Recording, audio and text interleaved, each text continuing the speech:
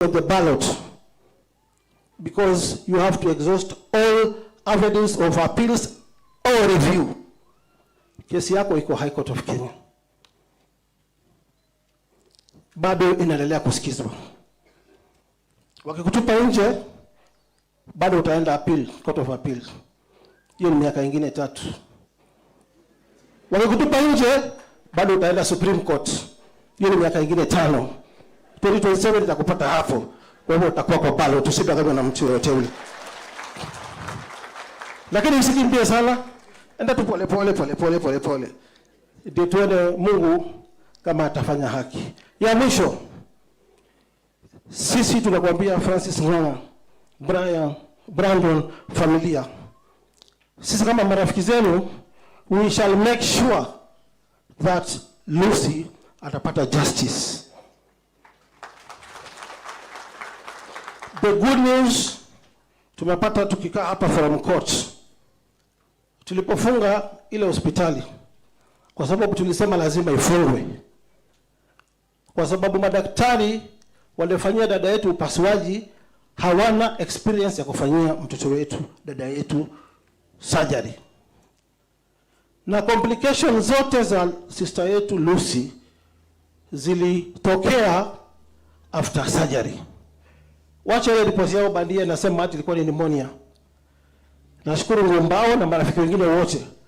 Tulifanya investigation yetu chini ya maji.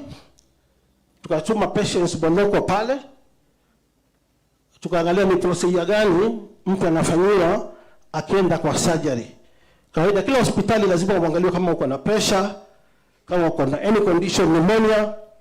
Ukiwa na hiyo condition upeleke surgery. So complications za dada yetu zilitoka na hii hospitali Bonoko. Body by design, bado wanajiita Omnicare. Na post-mortem report ya Dr. Johansson ilisema the cause of death ni perforation of the intestines, ndio ilileta shida kwa dada yetu. Walitoboa mashimo makubwa ndani ya intestines zake, walimdischarge after 4 days, wakamwambia ende nyumbani. Kufika nyumbani, kila kitu ilipasuka, uchafu kajaa kwa tumbo, damu kila mahali. Ndio kina Ng'ang'a na Brian walipona hiyo, wakakimbisha dada yetu Nairobi Hospital. Tumeona siasa mbaya, mawakili wanaanza kucheza ati Nairobi Hospital ndio ilifanya dada yetu akufe. No.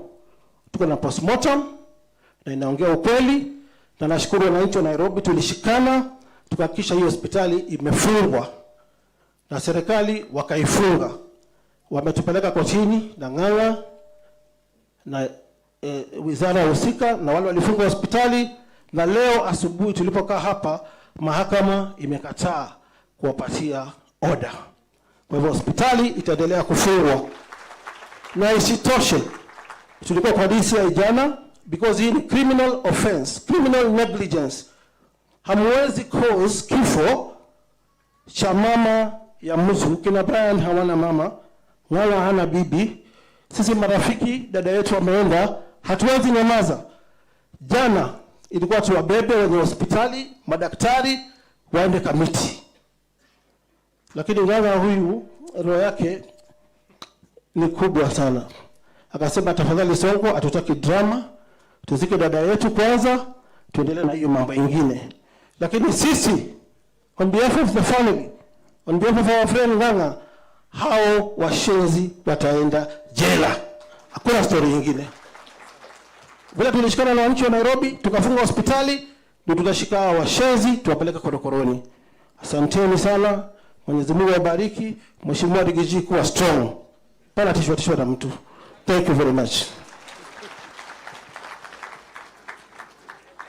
Thank you very much, Governor Sonko. You know, a politician never lacks words.